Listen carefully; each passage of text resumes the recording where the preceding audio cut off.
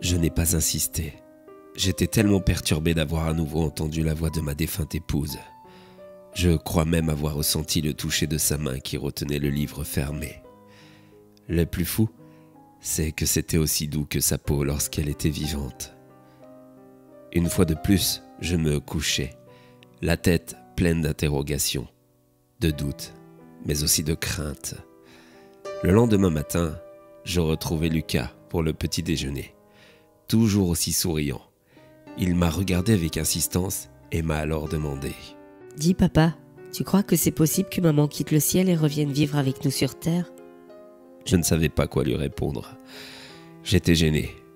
Que pouvais-je bien lui dire, moi qui commençais à douter de tout? Je bredouillais un petit oui, peut-être en espérant qu'il n'insisterait pas. Il a souri alors et me prit le bras. Puis il m'a dit: « Ah papa, tu sais pas, mais maman m'a dit que c'était possible. À présent tu es au courant. » Je lui ai souri. J'ai passé mes mains dans ses cheveux. Il a terminé son petit déjeuner, puis je l'ai conduit à l'école. Ma journée fut encore très perturbée par toutes ces interrogations.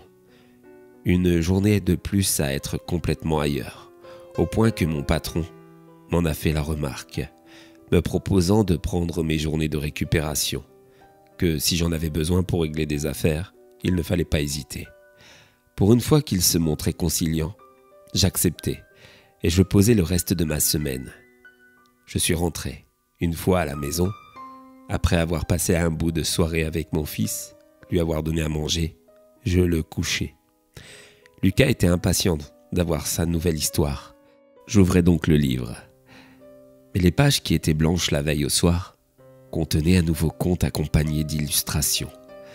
J'avoue que tout ça a commencé à me faire terriblement peur, mais je me suis ressaisi. Je m'apprêtais donc à lui lire le nouveau conte intitulé « La sirène et le petit matelot ». Il était une fois, sur la mer Baltique, un joli trois-mâts qui voguait toute voile sortie. Il filait à grande vitesse, fendant les eaux de sa magnifique proue, naviguant en direction du port de Saint-Pétersbourg, chargé de marchandises en provenance de Norvège.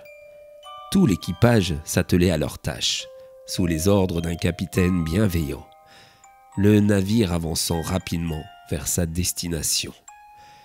L'équipage ignorait que non loin de lui, un très grand danger rôdait. Une cruelle sirène à la beauté étincelante avait repéré ce bateau. Usant alors de ses pouvoirs sur le temps et les éléments, elle fit baisser progressivement le vent qui gonflait les voiles, ralentissant ainsi le trois-mâts jusqu'à ce que celui-ci s'immobilise. Le capitaine, surpris par ce changement si soudain de temps, prit la situation avec philosophie. Qu'importe cette accalmie, ils avaient tellement avancé qu'ils pouvaient bien se reposer un peu. Il donna donc quartier libre à tout son équipage après avoir jeté l'ancre. Les marins sortirent quelques bonnes bouteilles de rhum et jouèrent de vieilles chansons de la marine en chantant et en dansant sur le pont. Tout le monde s'amusait, à l'exception du petit matelot, qui, étant malentendant, ne percevait pas ces musiques festives ni l'ambiance environnante. Il restait à part, à regarder ses camarades festoyer, comme il l'avait toujours fait depuis son enfance. Cet handicap l'enfermant un peu plus dans son monde isolé, rempli de silence. Mais malgré tout, le petit matelot était heureux. Ce travail lui convenait parfaitement, lui qui aimait tant voyager. Alors que la soirée touchait à sa fin, une chanson harmonieuse s'éleva des eaux. D'abord infime, puis plus forte, jusqu'au point de venir à l'oreille des marins.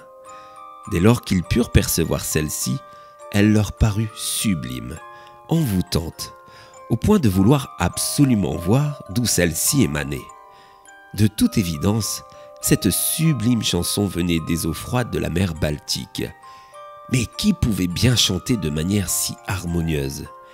Ils commencèrent à pencher leur tête par-dessus bord et à chercher, quand soudain apparut à la surface de l'eau une sublime sirène aux longs cheveux roux et aux yeux brillants étincelants.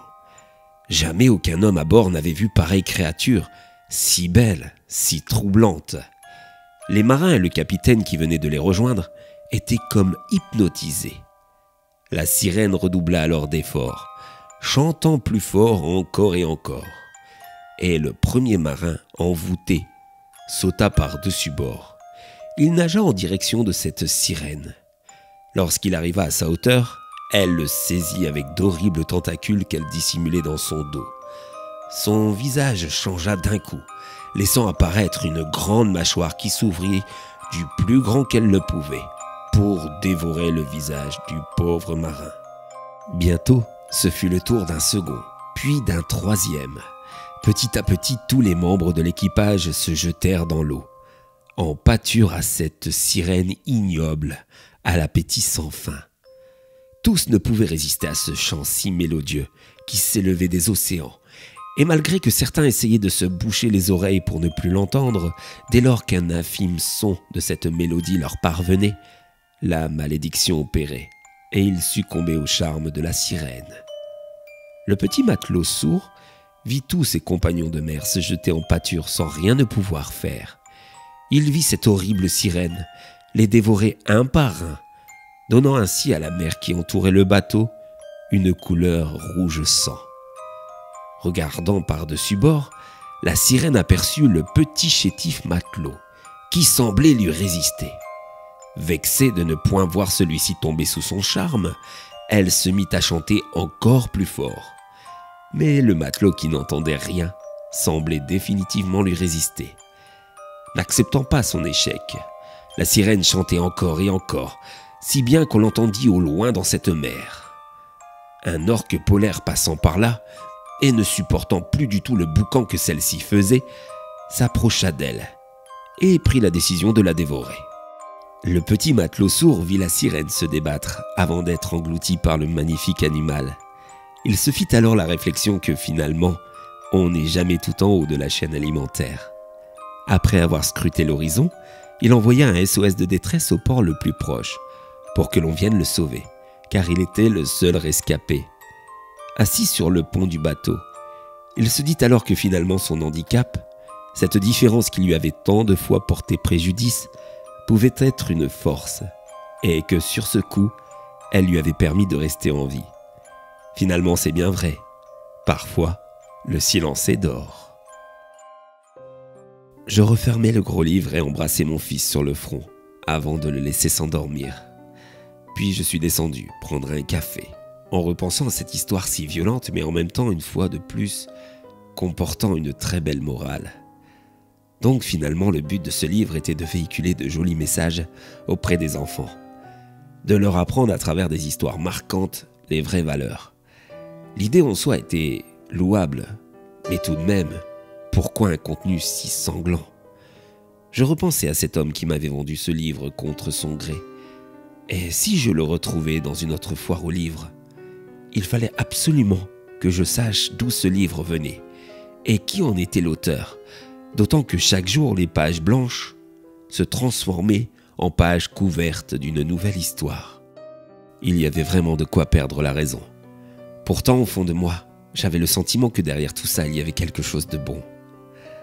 Et la présence de ma défunte épouse me poussait à penser ça aussi.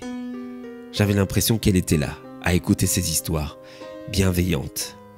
Comme si finalement ce livre, ces apparitions, tout était lié. Mais il fallait absolument que je comprenne. Le lendemain matin, devant mon petit déjeuner, je cherchais s'il y avait une foire aux livres dans le coin. Et je finis par en trouver une. À peine j'avais déposé Lucas à l'école que je filais voir celle-ci. Malheureusement, après avoir fait 3 fois le tour, aller par aller, je ne retrouvais pas le vieil homme qui m'avait vendu ce livre. Alors que je m'apprêtais à partir, je vis soudain un vendeur au visage qui m'était familier. Il était au stand à côté de celui du vieil homme, le jour de mon achat. Je m'avançai alors vers lui pour lui demander s'il avait revu son voisin de stand. Et ce qu'il m'a répondu m'a glacé le sang. Il m'a dit qu'il ne me connaissait pas, qu'il ne voyait absolument pas de quoi je parlais.